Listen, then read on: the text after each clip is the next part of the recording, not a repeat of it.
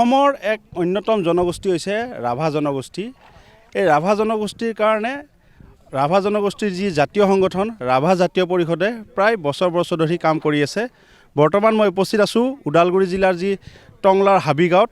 এই টংলা হাবিগাঁৱতে ৰাভা জাতীয় পৰিষদে উদযাপন কৰিছে তেওঁলোকৰ যি শতবাৰ্ষিক অনুষ্ঠান। এনেধৰণে তেওঁলোকে হাবিগাঁৱত এক বৃহৎ এলেকাত এনেধৰণে তেওঁলোকৰ যি অনুষ্ঠানৰ কাৰ্যসূচীৰ কাৰণে যি যুঁজা চলাইছে, এনেধৰণে প্ৰস্তুতি চলাইছে। বিভিন্ন গাঁওসমূহৰ পৰা লোকসকল আহিছে, তেওঁলোকৰ নিজ দায়িত্ব কৰিছে, নিজৰ কামত তেওঁলোকে অংশগ্ৰহণ কৰিছে।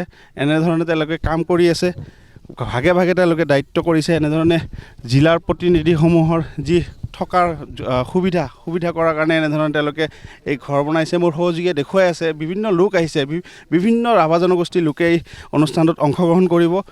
ভাগে ভাগে তেওঁলোকে দায়িত্বত নিয়োজিত হৈ থকা পৰিলক্ষিত হৈছে। মোৰ লগত আছে বিষয়ববীয়াসকল, উদযাপন কমিটিৰ বিষয়ববীয়াসকল। তেওঁক পৰা মই পোনে কিছু কথা জানিম। আপোনাৰ ওচৰলৈ আহিছোঁ দাদা। আপোনালোকৰ যি ৰাভা জাতীয় পৰিষদৰ শতবাৰ্ষিক অনুষ্ঠান কেন্দ্ৰীয়ভাৱে উদযাপন কৰিব আজি টংলা হাবিগাঁৱত, কি ক'ব? ৰাভাসকলৰ ৰাভা জাতীয় সংগঠন ৰাভা জাতীয় পৰিষদ 1926 চনৰ এটি সংকট মুহূৰ্তত নিখিল ৰাভা জাতীয় পৰিষদ জন্ম হৈছিল। আৰু সেই জন্ম লগ্নৰে পৰা অহা 26 জানুৱাৰীত 100 বছৰ পূৰ্ণতাই লাভ কৰিব। আৰু সেই উপলক্ষে আমি ওদালগুৰিয়া ৰাভা ৰাইজে এইবাৰ শতবৰ্ষ মহা আয়োজন কৰিছোঁ। গতিকে ইয়াত প্ৰায় 2-1.5 লাখ মানুহৰ সমাগম এটা আশা ৰাখিছোঁ।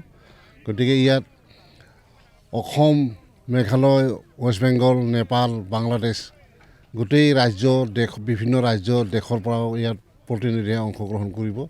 ইয়াত অতি কমেও 5,000 প্ৰতিনিধি অংশগ্ৰহণ কৰিব বুলি পেলাই আমাৰ উদ্যোক্তাই মূল সংগঠনে জনাইছে। গতিকে ইয়াত ওদালগুৰিয়া ৰাভা ৰাইজৰ দায়িত্বখিনি আমি নিশ্চয় পালন কৰিব লাগিব। গতিকে ইয়াত প্ৰত্যেকখন জিলাৰ, প্ৰত্যেকখন ৰাইজৰ, প্ৰত্যেকখন দেশৰ পৰা অহা প্ৰতিনিধিসকলক আমি অভ্যৰ্থনা কৰিবৰ কাৰণে ওদালগুৰিয়া ৰাভা ৰাইজে বিভিন্ন ধৰণৰ আমাৰ ইয়াত নাৰা বনেৰে ঘৰ নিৰ্মাণ ইয়াত কৰিছে। গতিকে অহা 19, 20, 21, 22, 23 তাৰিখ মুকলি সভা হ'ব আমাৰ অহা 22 তাৰিখ। আৰু সেই 22 তাৰিখে আমাৰ অসমৰ মুখ্যমন্ত্ৰী হিমন্ত বিশ্ব শৰ্মা ডাঙৰীয়া, মেঘালয়ৰ মুখ্যমন্ত্ৰী কনৰাড চাংমা ডাঙৰীয়া আৰু তেনেকৈ আমাৰ BTCৰ চিফ হাগ্ৰামা মহিলাই ডাঙৰীয়া ইয়াত মুকলি সভাত অংশগ্ৰহণ কৰিব। গতিকে ইয়াত ওদালগুৰিয়া ৰাভা ৰাইজৰ প্ৰত্যেকখন গাঁৱৰ পৰা ইয়াত নিজা ব্যৱস্থাৰে আহি ইয়াত শ্ৰমদান কৰিছে। নিজা ব্যৱস্থাৰে ইয়াত আলহীবিলাক অভ্যাগত কৰিবৰ কাৰণে ইয়াত পূজাঘৰ নিৰ্মাণ কৰিছোঁ। গতিকে আশা ৰাখিছোঁ যে অহা 19, 20, 21, 22 তাৰিখত বিভিন্ন দেশৰ মানুহখিনিক অভ্যৰ্থনা কৰিবৰ কাৰণে পূৰ্ণ প্ৰস্তুতি চলাইছোঁ। ধন্যবাদ জ্ঞাপন কৰিছোঁ। এনেধৰণে ৰাভা জাতীয় পৰিষদৰ লোকসকলে তেওঁলোকে এক কৰ্মত ব্যস্ত হোৱা পৰিলক্ষিত হৈছে। মই মোৰ সহযোগী দেখুৱাই আছোঁ, এনেধৰণে বিভিন্ন পৰ্যায়ৰ লোক আহিছে। বিভিন্ন ধৰণৰ সমগ্ৰ অসমৰ প্ৰতিনিধিসমূহক তেওঁলোকে ইয়াতে আদৰিবৰ কাৰণে যুঁজা চলাইছে। এনেধৰণে গাঁওবাসীয়ে এই নাৰা কাটা পৰিলক্ষিত হৈছে। বিভিন্ন গাঁৱৰ পৰা লোকসকলে তেওঁলোকে নিজ দায়িত্ব অনুযায়ী এনেধৰণে এই ৰাভা জাতীয় পৰিষদৰ যি শতবাৰ্ষিক অনুষ্ঠান, এই অনুষ্ঠানত তেওঁলোকে অংশগ্ৰহণ কৰিবৰ কাৰণে যুঁজা চলাইছে। বিভিন্ন লোক আহিছে। অহা জানুৱাৰী 19 তাৰিখৰ পৰা 5দিনীয়া কাৰ্যসূচীৰে অনুষ্ঠানটো আৰম্ভ হ'ব। 5দিনীয়া কাৰ্যসূচীৰে আয়োজন হ'ব এই ৰাভা জাতীয় পৰিষদৰ যি শতবাৰ্ষিক অনুষ্ঠান। মোৰ লগত আছে বিভিন্ন উদযাপন কমিটিৰ বিষয়ববীয়া। মই তেখেতৰ পৰা আৰু পোনে জানিম, অসমৰ বিভিন্ন ঠাইৰ পৰা লোক আহিব অসমৰ, কেনেকৈ ধৰণে আপোনালোকে আদৰণি জনাবলৈ? হয়, ইয়াতে আমাৰ মূল সংগঠনৰ নিখিল ৰাভা জাতীয় পৰিষদৰ কেন্দ্ৰীয় সমিতি আৰু জিলা সমিতিয়ে আমাক যিখিনি তথ্য দিছে, বহিৰাজ্যৰ পৰা আহিব, মেঘালয়, ৱেষ্ট বেংগল, বহিৰাষ্ট্ৰৰ কথাও তেওঁলোকে কৈছে, ভূটান আৰু নেপালৰ কথা কৈছে। আমি সম্পূৰ্ণ প্ৰস্তুতি কৰিছোঁ।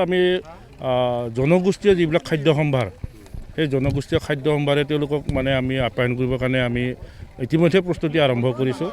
জনগোষ্ঠীয় খাদ্য সম্ভাৰ বুলি ক'লে যিখিনি বস্তু থাকে আৰু কেঁকুৰা, শামুক, মাছ, এইবিলাক মাংস, এই বস্তুবিলাকেৰে আমি কৰিবলৈ চেষ্টা কৰিছোঁ আৰু কমপ্লিট আমি ট্ৰেডিশ্যনেল মেথডত আমি ইয়াত বনাব চেষ্টা কৰিছোঁ। শিবিৰবিলাকো আমি গাঁওবিলাকক শ্ৰমদান কৰিবৰ কাৰণে মাতিছোঁ। ইতিমধ্যে শিবিৰবিলাক আমি নৰাৰে বনাইছোঁ। এটা ট্ৰেডিশ্যনেল এটা ৰূপ দিবৰ কাৰণে আমি চেষ্টা এটা অব্যাহত ৰাখিছোঁ।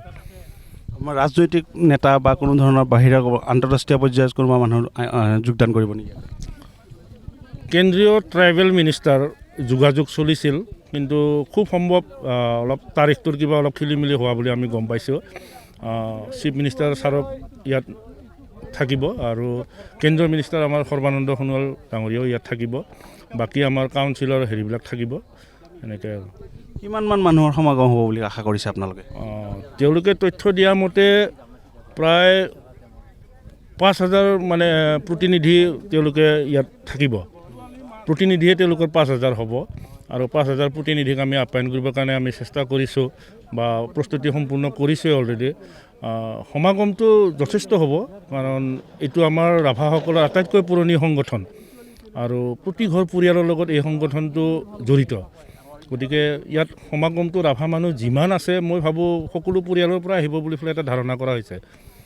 ধন্যবাদ জ্ঞাপন কৰিছোঁ। এনেকৈয়ে ৰাভা জাতীয় পৰিষদে ওদালগুৰি জিলাৰ যি হাবিগাঁৱত তেওঁলোকৰ যি শতবাৰ্ষিকী অনুষ্ঠান উদযাপন কৰিবৰ ধৰণে যো-জা চলোৱা পৰিলক্ষিত হৈছে। মই ফাইজুল হুছেইন, ND24।